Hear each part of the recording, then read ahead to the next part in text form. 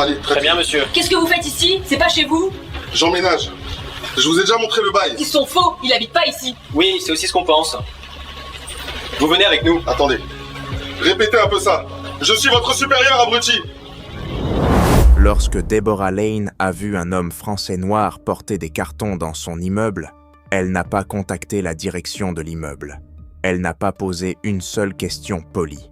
Au lieu de cela, elle s'est dirigée droit vers lui et lui a dit que quelqu'un comme vous ne pouvait absolument pas vivre ici. Quand Malcolm Rivers lui a expliqué calmement qu'il était son nouveau voisin, elle l'a rejeté sans hésiter et l'a averti qu'elle appelait la police parce que, selon ses propres mots, un homme français noir comme vous n'a pas sa place ici. Ce qu'elle ne savait pas, c'est que l'homme français noir qu'elle accusait de ne pas appartenir à cet endroit était le nouveau chef de police de la ville et que son racisme était sur le point de faire s'effondrer sa propre vie. Avant d'aller plus loin, de quelle ville ou de quel pays nous regardez-vous? Écrivez-le dans les commentaires. On adore voir d'où vous nous suivez.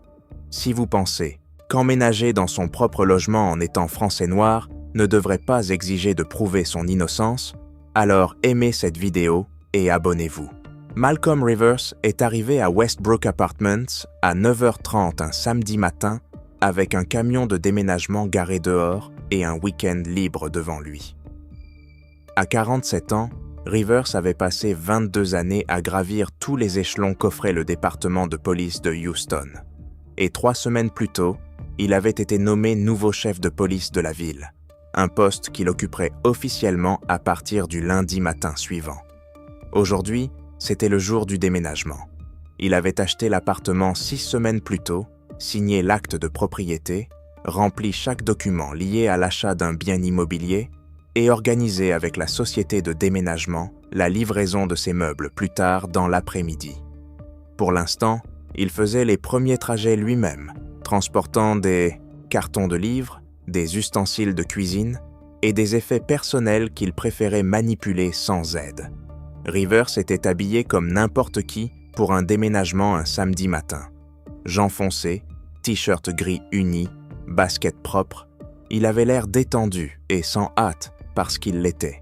Après 22 années de pression, de responsabilité et du poids particulier d'une carrière passée à naviguer dans des institutions qui n'avaient pas toujours été construites pour des gens qui lui ressemblaient, un déménagement un samedi matin dans son propre logement lui paraissait véritablement paisible.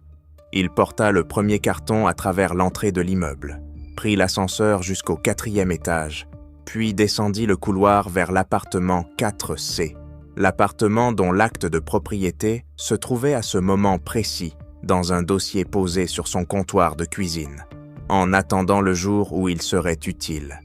Il redescendit au camion, pour le 2e carton, puis le 3e. Lors de son 4e passage dans le couloir, il remarqua une femme blanche debout près de l'ascenseur en train de l'observer.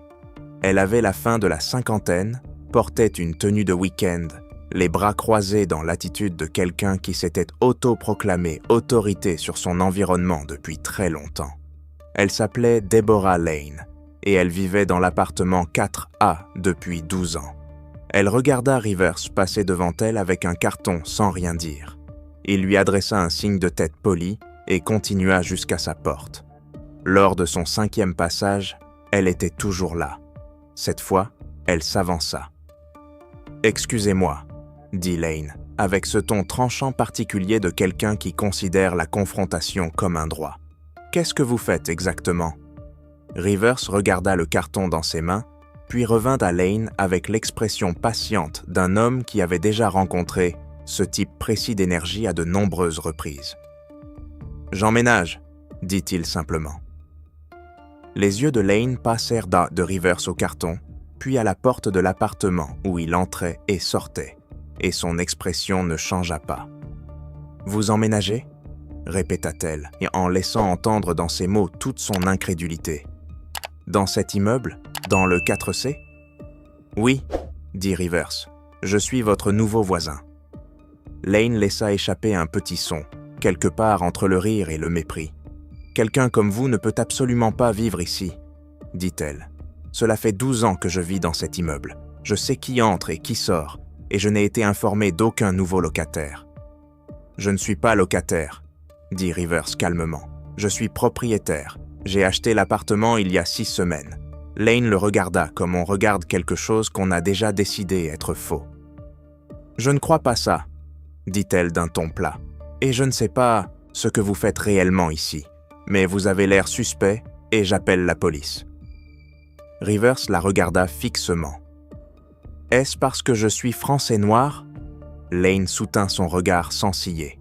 « Oui, » dit-elle, « exactement, parce que vous êtes français noir. Un homme français noir comme vous n'a pas sa place ici. » Elle sortit son téléphone et commença à composer pendant que Rivers se tenait dans le couloir de son propre immeuble, avec un carton de ses propres affaires entre les mains. Rivers posa soigneusement le carton contre le mur et ne dit plus rien à Lane. Il retourna à l'ascenseur, redescendit au camion et continua son déménagement. Il entendait faiblement la voix de Lane depuis le 4e étage pendant qu'il transportait des cartons. Elle était au téléphone, décrivant un homme français noir suspect dans l'immeuble. Rivers remonta encore 2 cartons et les posa à l'intérieur de son appartement, avançant avec le même calme sans hâte que précédemment.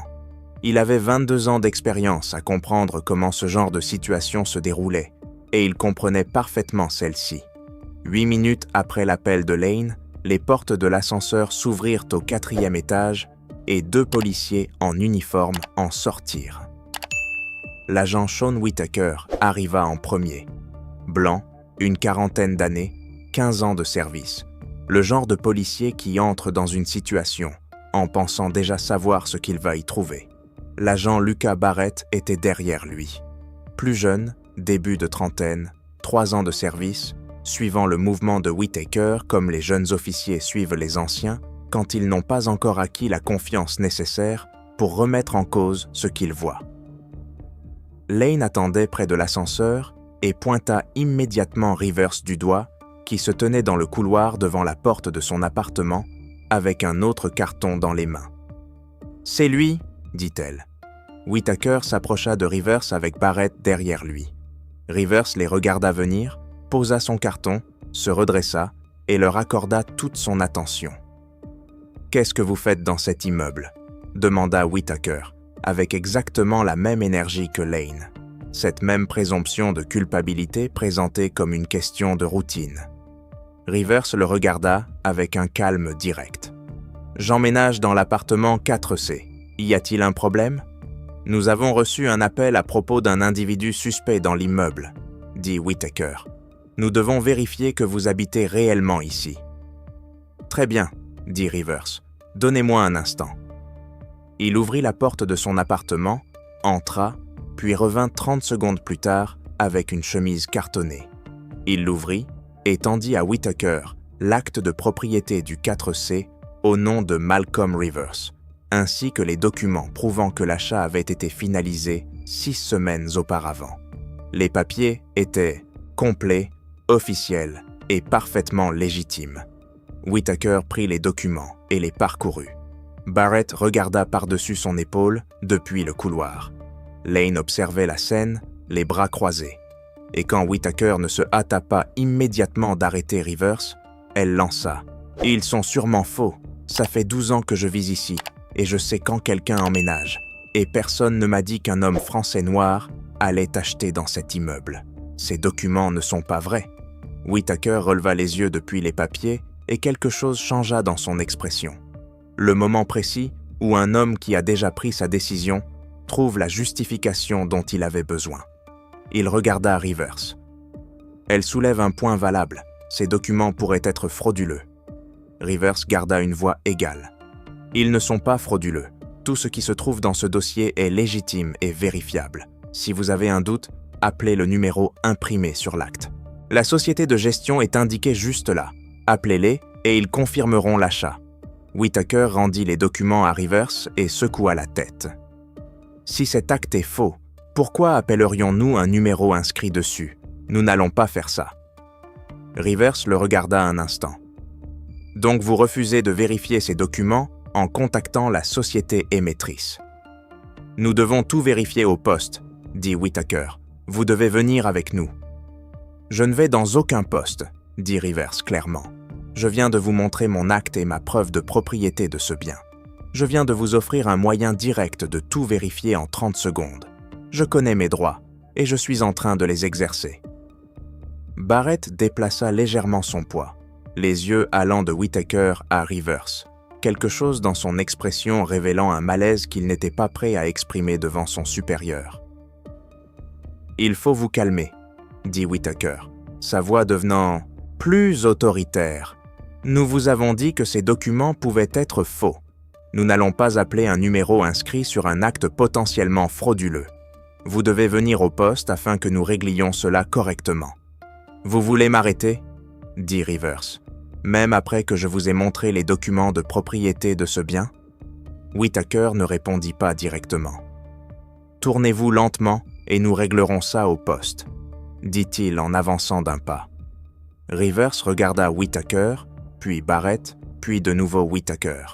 Les deux policiers bougeaient désormais, réduisant la distance qui les séparait de Rivers, avec le langage corporel de deux hommes sur le point de procéder à une arrestation.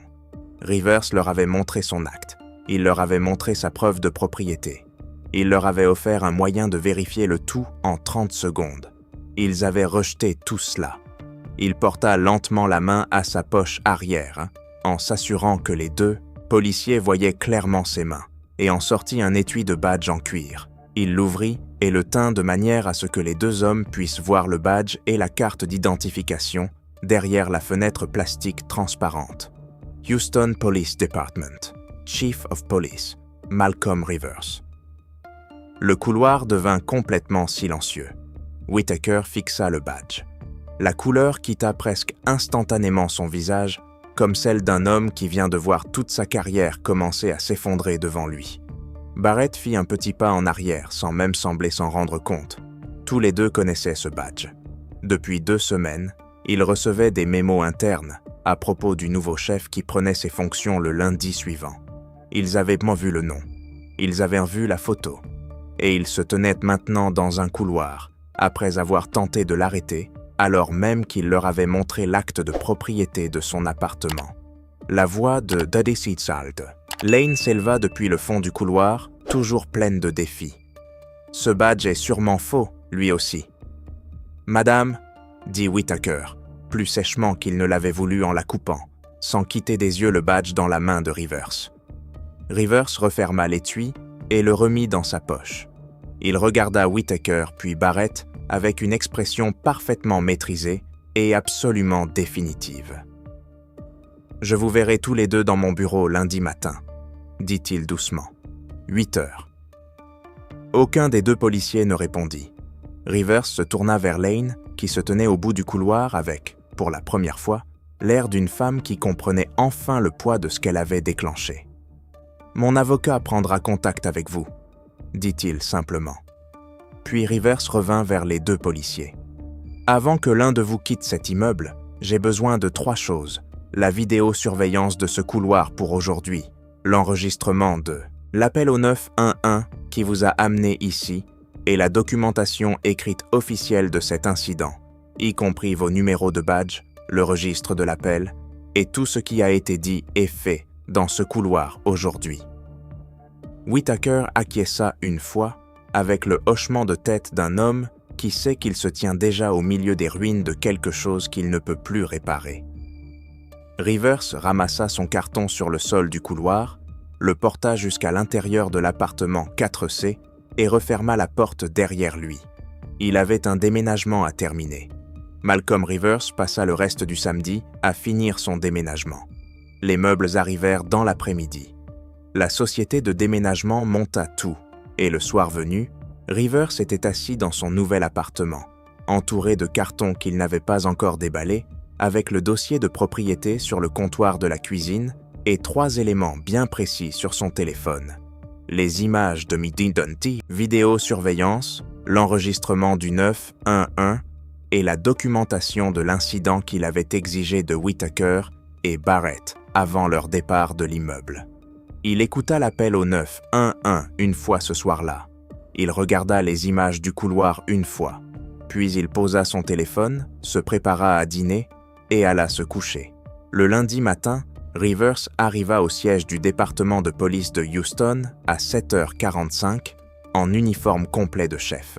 Il salua les officiers à l'accueil, serra la main du personnel administratif qui l'attendait et entra dans son bureau pour la première fois. Il s'assit derrière son bureau, ouvrit le dossier contenant les images CCTV, l'enregistrement du 911 et le rapport d'incident, et revit le tout une dernière fois avec l'attention méthodique d'un homme qui avait passé 22 ans à monter des dossiers.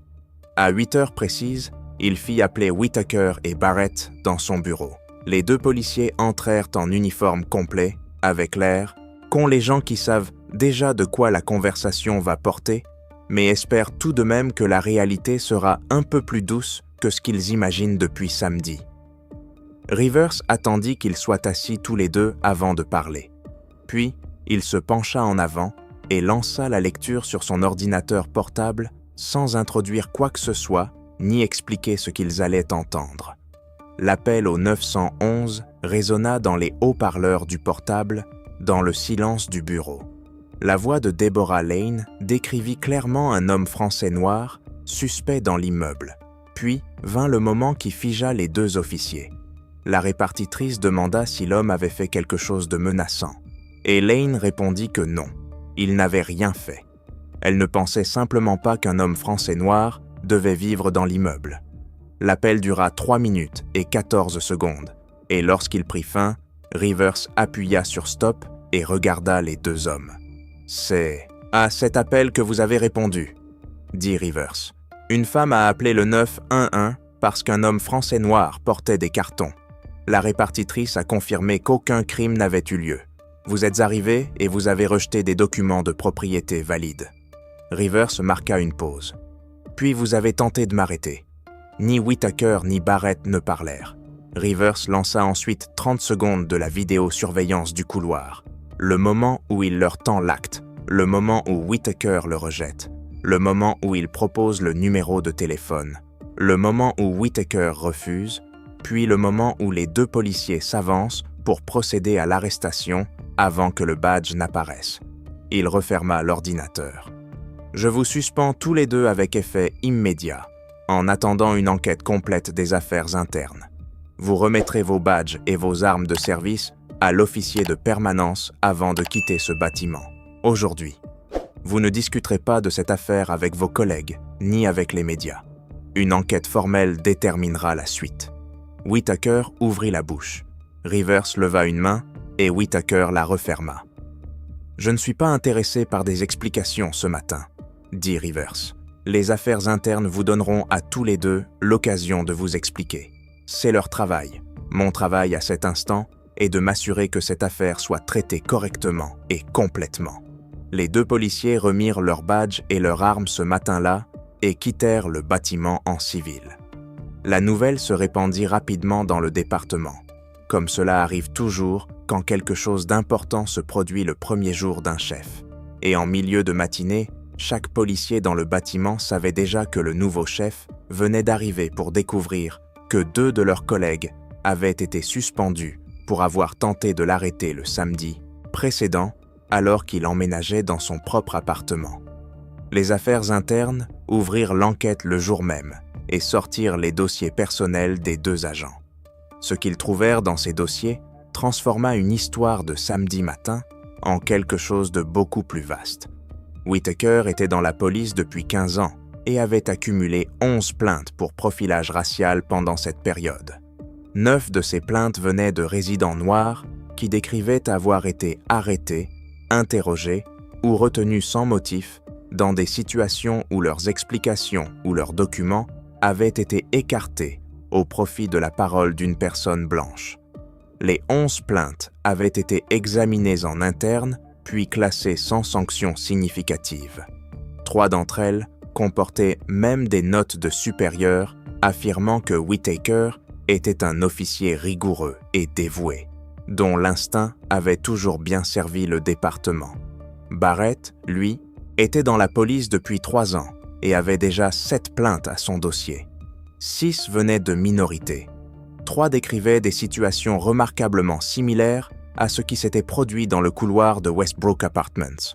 Barrett, suivant la ligne d'un officier plus ancien dans le rejet de documents valides présentés par une personne noire, tout en acceptant sans la moindre vérification le récit contradictoire d'une personne blanche. Les plaintes contre Barrett avaient été classées avec encore moins d'attention que celles visant Whitaker, principalement parce qu'il était jeune dans le métier et qu'on attribuait les plaintes à son inexpérience plutôt qu'à son biais. Mais l'enquête ne s'arrêta pas aux policiers. Rivers avait demandé aux affaires internes de récupérer tout ce qui concernait l'incident du samedi, y compris l'historique complet de sécurité de l'immeuble. Et lorsque les enquêteurs examinèrent 2 années d'images des caméras de Westbrook Apartments, ils découvrirent un schéma qui fit prendre à l'enquête une ampleur dépassant largement 2 officiers au lourd passif disciplinaire. Deborah Lane apparaissait sur les images 114 fois sur 2 ans. 41 de ces apparitions la montraient dans les couloirs ou près de l'ascenseur, dans des situations n'ayant rien à voir avec ses propres déplacements. Elle observait les gens. Plus précisément, elle observait les résidents noirs, suivant leurs mouvements du regard, se positionnant près de l'entrée lorsqu'elle les voyait arriver. Et dans 12 cas documentés, on la voyait clairement saisir son téléphone immédiatement après le passage d'un résident noir. La société de gestion fut contactée et sortit ses archives de plaintes à la demande des affaires internes. Lane avait déposé 23 plaintes formelles en 12 ans. 19 d'entre elles visaient des résidents noirs. Ces plaintes allaient de supposées nuisances sonores à des comportements suspects, jusqu'à des allégations de dégradation dont aucune n'avait été confirmée après enquête. 3 locataires noirs avaient quitté Westbrook Apartments dans les 6 mois suivant des campagnes répétées de plaintes de Lane, et 2 d'entre eux avaient laissé des avis en ligne évoquant une voisine hostile qui leur faisait sentir qu'ils n'étaient ni les bienvenus, ni en sécurité chez eux. Les affaires internes contactèrent ces 3 anciens locataires. 2 acceptèrent de parler. La première était une femme noire qui avait vécu dans le 4B, juste à côté de Lane, pendant 8 mois avant de partir. Elle décrivit Lane frappant à sa porte pour se plaindre du bruit alors qu'elle regardait la télévision à un volume normal, appelant la direction à son sujet de manière répétée et stationnant plusieurs fois dans le couloir à fixer sa porte. Elle avait déposé 2 plaintes auprès de la Quam Direction qui s'était soldée par rien de plus qu'une lettre adressée à Lane. Elle était partie parce que l'atmosphère était devenue trop hostile pour rester. Le deuxième ancien locataire était un homme noir qui avait vécu dans le 4D pendant 4 mois, avant que la campagne de plainte de Lane ne rende sa vie quotidienne dans l'immeuble tellement inconfortable que partir lui sembla plus simple que se battre. Il n'avait jamais déposé plainte parce qu'il ne croyait pas que cela changerait quoi que ce soit. Tous deux, en apprenant ce que Lane avait fait à Rivers le samedi, dirent la même chose avec des mots différents. Ils n'étaient même pas surpris. Rivers déposa une action civile contre Deborah Lane par l'intermédiaire de son avocat le mercredi, 4 jours après l'incident. La plainte invoquait discrimination raciale, harcèlement et dépôt d'un faux signalement motivé par un biais racial. Elle réclamait $200 000 de dommages et intérêts. Lane reçut l'assignation dans l'appartement 4A le jeudi matin. Le jeudi après-midi, quelqu'un avait déjà fait fuiter l'enregistrement du 911 à une chaîne locale. Le jeudi soir, c'était devenu une information nationale. Le vendredi matin, 40 millions de personnes avaient entendu la voix de Deborah Lane expliquer à une opératrice du 911 qu'elle appelait parce qu'un homme français noir n'avait pas sa place dans son immeuble, et apprendre que cet homme était le nouveau chef de la police de la ville. L'enregistrement du 911 fit ce que les enregistrements de racisme explicite font toujours lorsqu'ils atteignent le public. Il détruisit toutes les lignes de défense possibles avant même que l'affaire civile n'ait véritablement commencé. Aucune interprétation des images ne n'était nécessaire, aucun récit concurrent ne méritait d'être mis en balance, aucune ambiguïté n'existait quant à l'intention. La voix de Deborah Lane disait exactement ce qu'elle voulait dire, dans un langage clair, à une employée publique, sur une ligne enregistrée. et 40 millions de personnes l'avaient entendu dans les 48 heures suivant la fuite. L'avocat de Lane publia un communiqué 2 jours après la diffusion de l'enregistrement, affirmant que sa cliente avait agi par réelle préoccupation pour la sécurité de l'immeuble et que ses propos avaient été sortis de leur contexte. Le communiqué resta exploitable pendant environ 6 heures avant de devenir inutilisable, parce qu'il n'existe aucun contexte dans lequel dire à une opératrice du 911 qu'on appelle parce qu'un homme français noir n'a pas sa place dans son immeuble signifie autre chose que ce que cela signifie littéralement. L'avocat cessa ensuite discrètement de publier des déclarations. L'avocat de Rivers, pendant ce temps, construisait un dossier civil qui n'avait pas besoin de l'enregistrement du 911 pour gagner, mais qui devenait énormément plus fort grâce à lui. Les images de vidéosurveillance de Westbrook Apartments furent présentées comme preuve du comportement répétitif de Lane sur 2 ans. 114 apparitions dans les couloirs et espaces communs, 41 impliquant une surveillance de résidents noirs, 12 montrant qu'elle saisissait son téléphone immédiatement après le passage d'une personne noire. Les images furent montées dans une séquence chronologique claire, et lorsque l'avocat de Rivers les montra à l'avocat adverse lors d'une réunion préparatoire, celui-ci demanda une pause de 10 minutes et revint en recommandant à sa cliente d'envisager un règlement amiable. Lane refusa de transiger. Elle maintint que ses actes étaient justifiés et que les images étaient mal interprétées. Cette décision amena l'affaire au procès et plaça son comportement devant un juge et un jury, avec tout le poids de 2 années de surveillance documentée, d'un appel au 911 admettant une motivation raciale, des témoignages de 3 anciens locataires décrivant des campagnes de harcèlement qui les avaient poussés à quitter leur logement, et des archives de la direction montrant 19 plaintes déposées contre des résidents noirs sur 12 ans, avec 0 constat confirmé. L'enquête interne visant Whitaker et Barrett fut conclue en 14 jours. Les 2 policiers furent licenciés.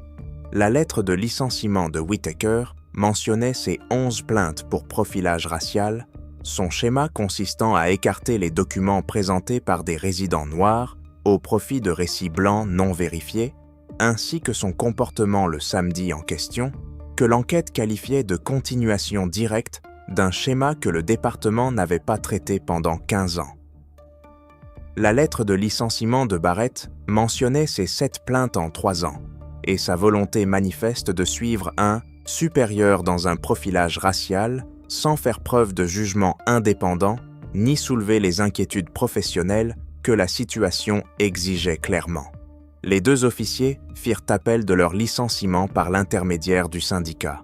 Le syndicat examina les images du couloir, lut les 18 plaintes cumulées visant les 2 hommes, écouta l'enregistrement du 911 et refusa d'aller plus loin dans les recours. Même le syndicat n'était pas capable de construire une défense autour d'images montrant 2 policiers tenter d'arrêter leur propre chef après que celui-ci leur a présenté des documents de propriété légaux et offert une méthode de vérification directe. Les 3 anciens locataires noirs qui avaient été poussés hors de l'immeuble par les campagnes de harcèlement de Lane déposèrent à leur tour leurs propres actions civiles contre Lane et la société de gestion. La société, confrontée à la preuve que les campagnes de Lane contre des résidents noirs avaient été insuffisamment traitées pendant 12 ans, régla rapidement et discrètement ses affaires, remplaça la gestionnaire de l'immeuble qui s'occupait des plaintes de Lane et présenta des excuses officielles à tous les anciens résidents concernés. Ce qui fit du point presse de Rivers le moment qui coupa à travers tout le reste, ce fut sa simplicité. Il se présenta au pupitre dans son uniforme de chef et parla pendant 4 minutes sans notes. Il décrivit le samedi matin. Il décrivit les cartons. Il décrivit Lane, lui disant qu'il n'avait pas sa place là. Il décrivit le moment où il montra son acte à 2 policiers et les regarda choisir la parole de Lane plutôt que ses documents. Puis il prononça la phrase qui fit tous les titres le lendemain matin. « J'avais un badge », dit Rivers d'une voix basse et parfaitement stable. « La plupart des gens n'en ont pas, et j'ai besoin que cette ville comprenne que ce qui M'est arrivé samedi arrive depuis 12 ans à des personnes sans badge dans cet immeuble, et depuis bien plus longtemps encore à des gens vivant dans des immeubles comme celui-ci, à travers toute cette ville.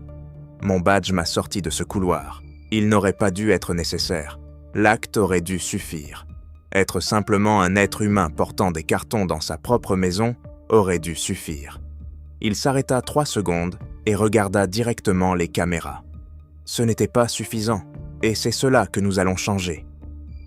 La salle resta silencieuse après ces mots. Aucune question ne semblait convenable immédiatement après une telle déclaration. Et des journalistes qui couvraient Houston depuis des années écrivirent ensuite qu'ils ne se souvenaient pas d'une conférence de presse où le silence ayant suivi une phrase avait été plus fort que la phrase elle-même. Lane regarda cette conférence depuis l'appartement 4A en sachant que son procès commençait dans 3 semaines, en sachant que les images existaient, que l'enregistrement existait et que 3 personnes qui avaient quitté l'immeuble à cause d'elle allaient venir s'asseoir dans une salle d'audience pour décrire précisément ce qu'elle leur avait fait. Pendant 12 ans, elle avait cru que la blancheur de cet immeuble était quelque chose qu'elle entretenait. Pendant 12 ans, elle avait déposé des plaintes et vu des résidents noirs partir, en tirant une forme de satisfaction. Et un samedi matin, elle avait dit à un chef de police qu'il n'avait pas sa place dans un lieu dont il était propriétaire. Et toute la structure de ce qu'elle pensait protéger s'était effondrée en une action en justice, une affaire nationale et une date de procès qu'elle ne pouvait pas éviter. Whitaker et Barrett furent officiellement radiés du département le même jour, remirent leur équipement, vidèrent leurs casiers et quittèrent le bâtiment où ils avaient dit travailler respectivement 15 ans et 3 ans. Whitaker s'arrêta sur le parking et resta 20 minutes dans sa voiture avant de partir. Barrett quitta les lieux sans s'arrêter. Aucun des deux n'eut quoi que ce soit à dire aux journalistes qui attendaient dehors. La ville avait désormais sa réponse à la question que la conférence de presse de Rivers avait posée publiquement, mais à laquelle les preuves répondaient déjà depuis des semaines. Il ne s'agissait pas d'un simple samedi matin. Il s'agissait d'un schéma. Et ce schéma avait un prix qui allait désormais être payé dans son intégralité. Le procès civil de Deborah Lane débuta 3 semaines après le dépôt de plainte de Rivers et dura 4 jours.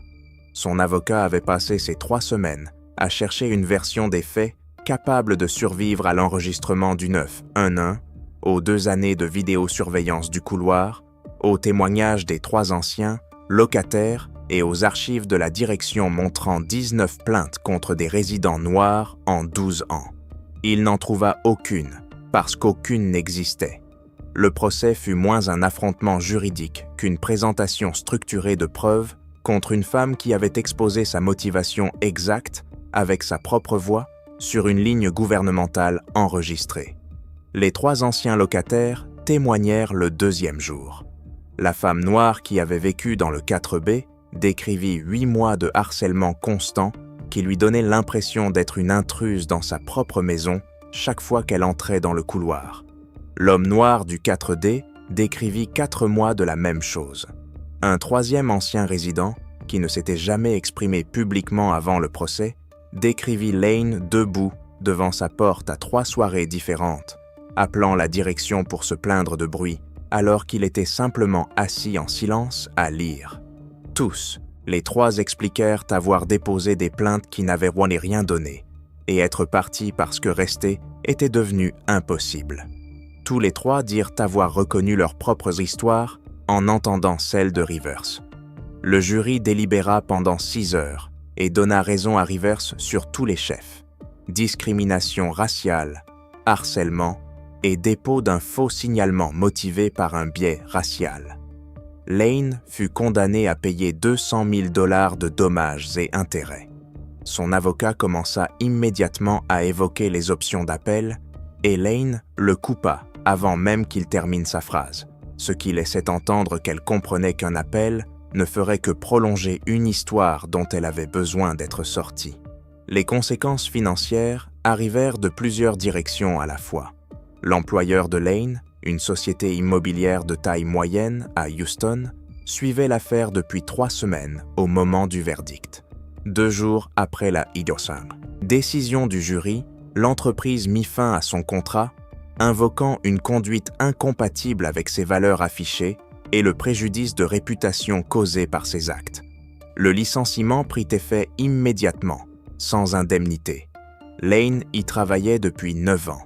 La société de gestion de l'immeuble, déjà confrontée aux règlements amiables avec 2 anciens locataires et à l'examen public de 12 années de traitement insuffisant des plaintes, examina le bail de Lane et conclut que sa campagne prolongée de harcèlement contre d'autres résidents constituait une violation du règlement de l'immeuble. Elle lui adressa un avis de résiliation de bail 4 semaines après le verdict. Lane disposait de 90 jours pour quitter l'appartement 4A, celui où elle vivait depuis 12 ans et où elle avait passé 12 ans à tenter d'empêcher des personnes noires de vivre. Elle déménagea un mardi matin sans aucun spectateur, à l'exception de la caméra de sécurité de l'immeuble qui l'enregistra portant des cartons jusqu'à un camion de déménagement. Le même couloir, le même ascenseur, la même entrée où elle avait dit à Malcolm Rivers qu'il n'avait pas sa place. Elle avait quitté les lieux avant midi. L'agent Sean Whitaker, âgé de 39 ans au moment de son licenciement, passa 4 mois à tenter de trouver un poste dans les forces de l'ordre des comtés voisins avant d'accepter que son dossier de licenciement et le caractère public de sa conduite l'avaient rendu inemployable dans ce domaine. Il prit un emploi dans la sécurité privée pour un salaire largement inférieur. Son recours syndical avait été rejeté.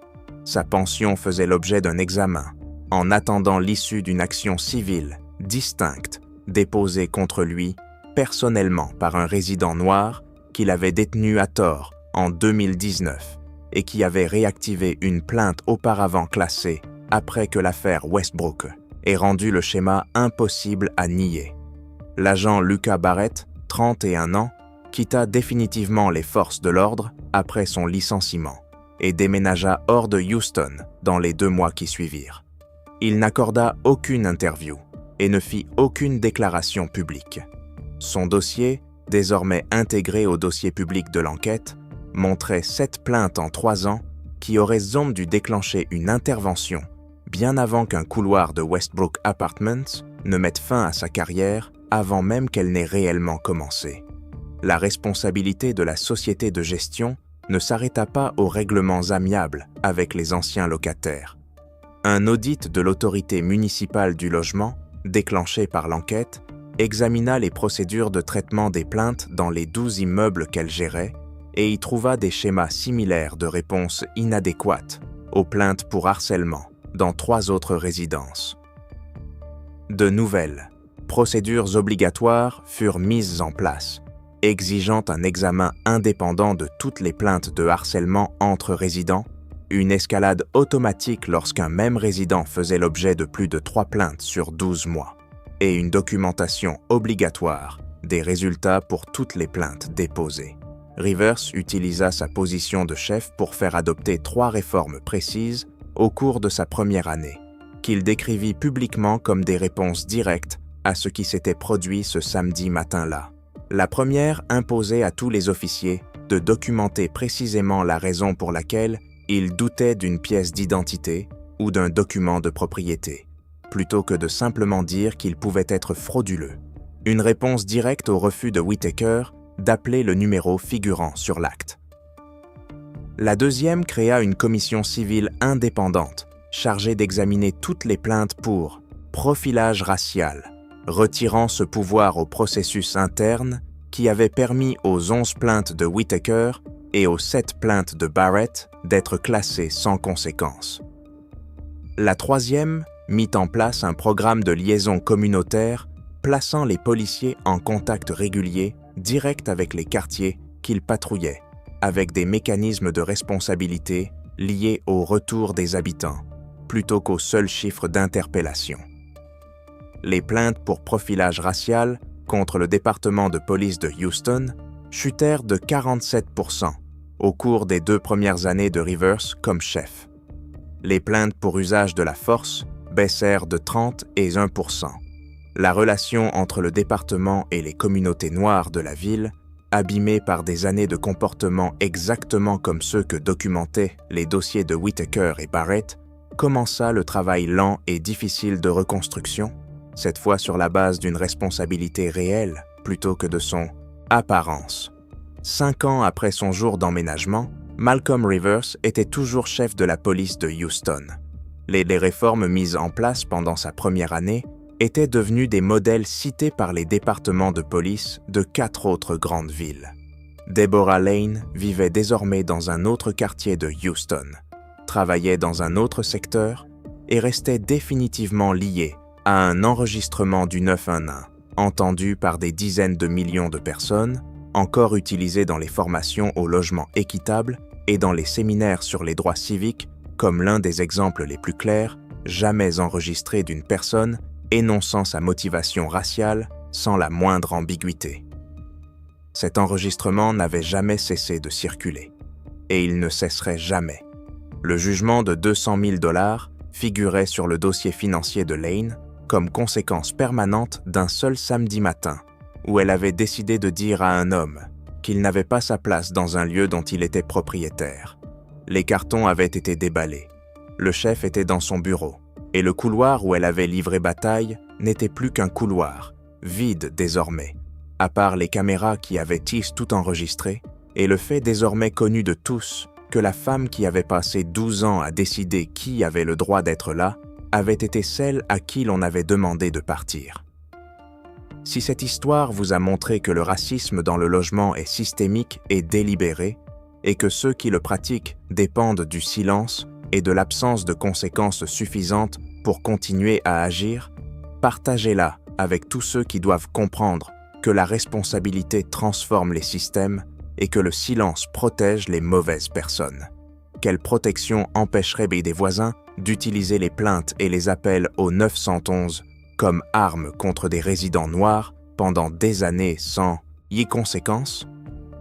Donnez vos réponses dans les commentaires et dites-nous quelles réformes du logement vous paraissent les plus importantes. Et si vous pensez que rentrer chez soi ne devrait jamais exiger un badge pour prouver qu'on a le droit d'y être, abonnez-vous, parce que nous vous apportons d'autres histoires où la vérité démantèle ce que le racisme a mis des années à construire et où la justice arrive exactement là où elle est le plus nécessaire.